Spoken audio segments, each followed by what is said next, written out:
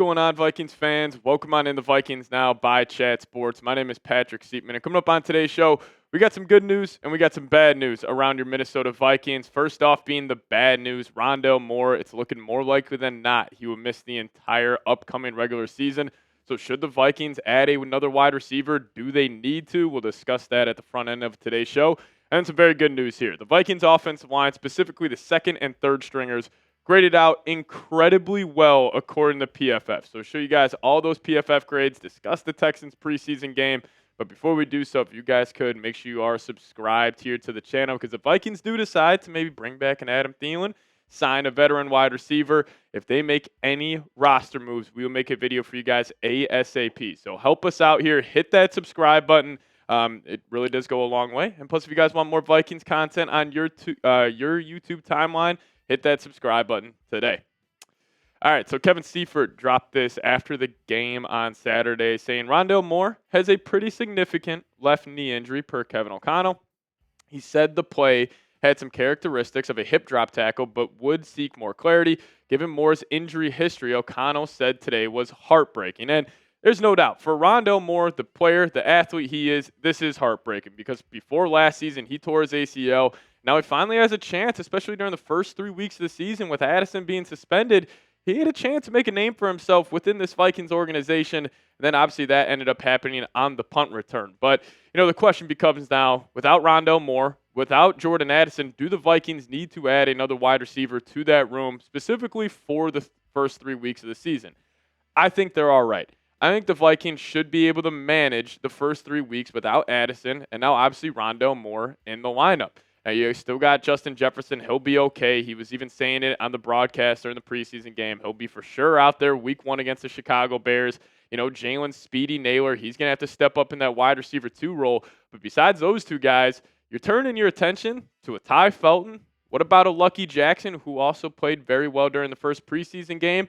Or also, what about a guy like TJ Hockenson? But I don't think the Vikings need to press the issue here. Go trade for a guy. Go sign a guy.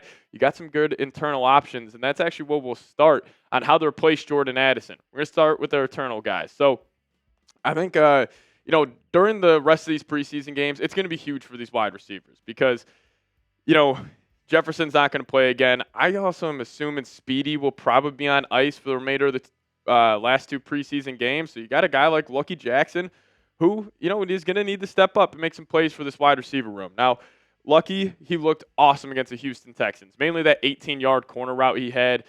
He just stopped on a dime. It was thrown behind him, so he had to rise up, go make a play on the football, but he has been turning heads all of training camp. And, with how good Keenan Cardell has been as the Vikings wide receiver coach, would it shock me if he did it again with another guy like Lucky Jackson?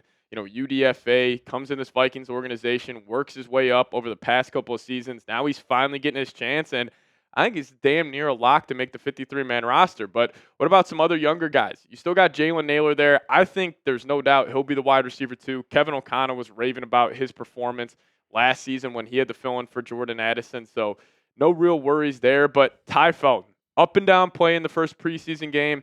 He looked good on a couple of plays. Couldn't really separate, couldn't get open on a couple of other ones. But he also made an awesome play on special teams where he was getting excited after that. So I'm sure the coaching staff saw even though he's a wide receiver, he's getting excited about making plays on the punt unit.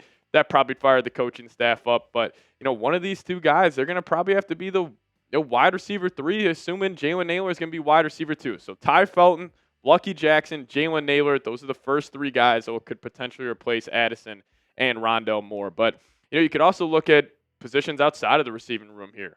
What about TJ Hockenson? We'll also include Josh Oliver, plus the run game. Now, I think TJ Hockenson finally having a full offseason where he wasn't rehabbing that torn ACL. He was able to get back to his true self. And, he's obviously has already shown to have a connection with J.J. McCarthy here at training camp.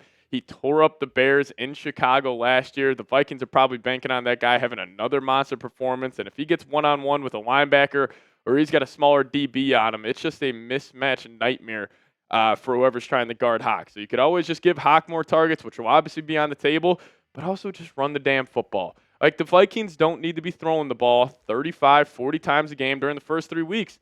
The Bears, the Falcons, and the Bengals, their running defenses are not too good. And with the Vikings having a new improved offensive line, 2 good running backs, hopefully Kevin O'Connell is leaning more into that run game. Maybe you just don't need to throw the ball over the lot like you were doing last year, where you averaged, I think it was around 33 dropbacks per game. So how about Hawk? How about a little run game? But if you do want to go sign another wide receiver, there are a couple good veteran options out there. Now, the only really guy I would consider is who we have number 1 on this list, and that would be Amari Cooper. But you still got a guy like Gabe Davis out there, former Vikings legend, Brandon Powell, Tyler Boyd, and you also have another veteran in Jamison Crowder. Now, the only reason I say I would go after a guy like Amari Cooper is because is even a guy like Gabe Davis, Brandon Powell, Tyler Boyd, Crowder, are they upgrades over Ty Felton or Jalen Naylor? I don't think so, but I do think Amari Cooper would be, where you could slide in Amari Cooper. He could play that wide receiver 3, wide receiver 2 role for the first 3 weeks, and then he can just bump back to sharing a wide receiver 3, wide receiver 4 role with Jalen Naylor once Addison gets back. And that's your 4-man wide receiver room for the tail stretch of the season. Where you going Jefferson, Addison, Naylor, Amari Cooper? That's a pretty deadly combination at that group. So the only free agent I would sign would be Amari.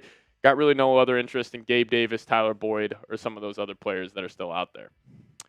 What about number 4 here? Had to include this, and we'll be very quick on this. Bring Adam Thielen home. Now, a lot of Vikings fans, once Rondale Moore got hurt, immediately popped in their head, oh, we got to go bring back Adam Thielen. It's a cool story.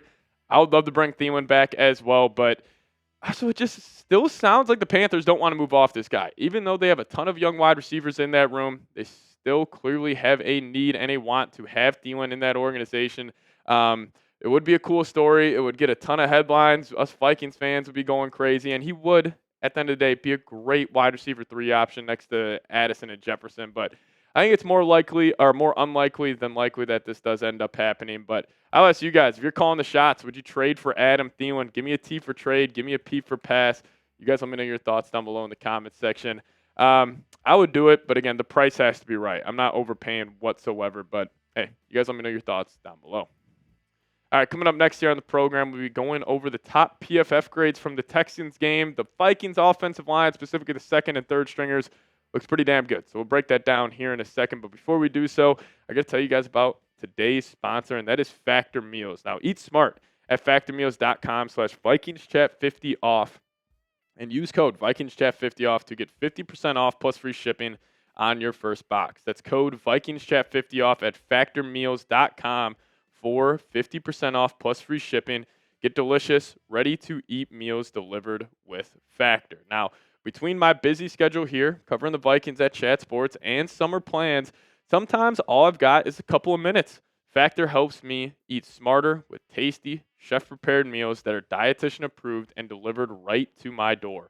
And now with more than 65 weekly meals made for how I live and what I like to eat, I've gotten even more ways to fit in a real meal wherever the day takes me. And they got more variety and more meals here at Factor. Choose from a wider selection of weekly meal options, including premium seafood choices like salmon and shrimp at no extra cost. And it also does a great job of supporting your wellness goals. Enjoy even more GLP-1 friendly meals and new Mediterranean diet options packed with protein and good for you fats. So if you guys want to eat smart, at factormeals.com/VikingsChat50 off and use code VikingsChat50 off to get 50% off plus free shipping on your first box. That's code VikingsChat50 off at factormeals.com for 50% off plus free shipping. Get delicious, ready to eat meals delivered with Factor. Link for that in the comments section and description of today's show. All right, let's recap the Vikings-Texans games here to close out today's show. Overall, the offensive line looked really good, but I do want to quickly show you guys the top 5 highest-graded offensive players, and we'll go to the defense, and we'll dive into the offensive line. But starting off with offensively here, Joe Huber, UDFA guard out of Wisconsin, played 55 snaps and posted a 94.7 overall PFF grade. This was second highest in the entire National Football League, only behind Jamar Chase. So bunch of credit goes out there to Huber. And then also Michael Juergens, center for the Vikings, posted an 80 overall PFF grade in 43 snaps. Jordan Addison right behind him. Walter Rouse, very encouraging there. And then how about UDFA wide receiver who caught a touchdown? Miles Price posting a 76.8 overall grade. But how about defensively? And, you know, a guy that definitely passed the eye test this Saturday. So it's also good to see that he graded out well according to PFF. But in 30 snaps, Gabe Murphy, 80.2 overall grade. This guy had 5 quarterback hits, and I was going back and just watching the tape. He's got a great swim move. He's just got a great arsenal of pass rush moves. And, the Vikings coaching staff clearly high on him, being a UDFA from 2 years ago. He's dealt with injuries so far, but if he's out there, he looks impactful. And, yes, it's going to be tough for him to crack this rotation, but if Gabe Murphy is your 4th edge rusher, the Vikings are in a good spot. And then also, how about Elijah Williams, interior defensive lineman, another UDFA, played a pretty good game, almost had an 80 overall PFF grade in 21 snaps. Reddy Stewart graded out pretty well. Tavier Thomas graded out well. And then also Ambry Thomas graded out well, all 3 of those guys in the secondary. But overall, the Vikings offensive line doing their thing. And they were by far the highest run blocking team in the National Football League for preseason week 1. Number 1, Vikings coming in at 82.6, Rams down at 77.8. Now, the Vikings' first-string offensive linemen did not grade out as well as the second and third stringers, but this is a credit to the depth and the backups here, because that was a little bit of a concern we had. You put all that money into Will Fries, Ryan Kelly, you're getting Darisaw back, you drafted Donovan Jackson. We start the question about the depth at those spots. Turns out they had a great week 1, and even in the pass blocking department, they're second in the National Football League. So you're first in the run blocking, second in the pass blocking. I'll take that any day of the weekend. Maybe this is also a philosophical change where the Vikings are trying to get more downhill. You're playing into more of the strengths of the offensive linemen, so these guys are just more excited to get out there and they're performing better. But still, very, very positive sign that the Vikings, the number 1 graded run blocking team from week 1. But let's talk about the 3 new guys on the interior of the offensive line. Struggled a little bit. Now, this is only in 12 snaps. This is in 1 drive. I'm not hitting the panic button by any means on Donovan Jackson. Also, he got tripped up on a couple of plays, so I'm sure that really knocked those PFF grades as well. But 55.9 overall, out in the run block, but a 35.1 pass blocking grade. Now, if you guys remember JJ's 18-yard out to Jordan Addison, he got completely steamrolled. He did trip over Ryan Kelly's foot, so that's probably a big reason why that pass block grade is all the way down there at 35. But also, Willie Fries didn't look too good according to PFF. Only graded out with 50.9 overall. Run block 55.2. Pass block 35.2. Now, there were a couple plays. One play was great, where it was Will Fries and Brian O'Neill. They actually handed off a stunt perfectly. But then also Will Fries and Ryan Kelly, they tried to hand off a stunt, and Will Fries just got completely beat. Now, luckily, JJ was able to escape. But still, up and down play here. But Ryan Kelly looked okay, according to PFF. 61.3 overall grade, run block 58.6, pass block 78.3.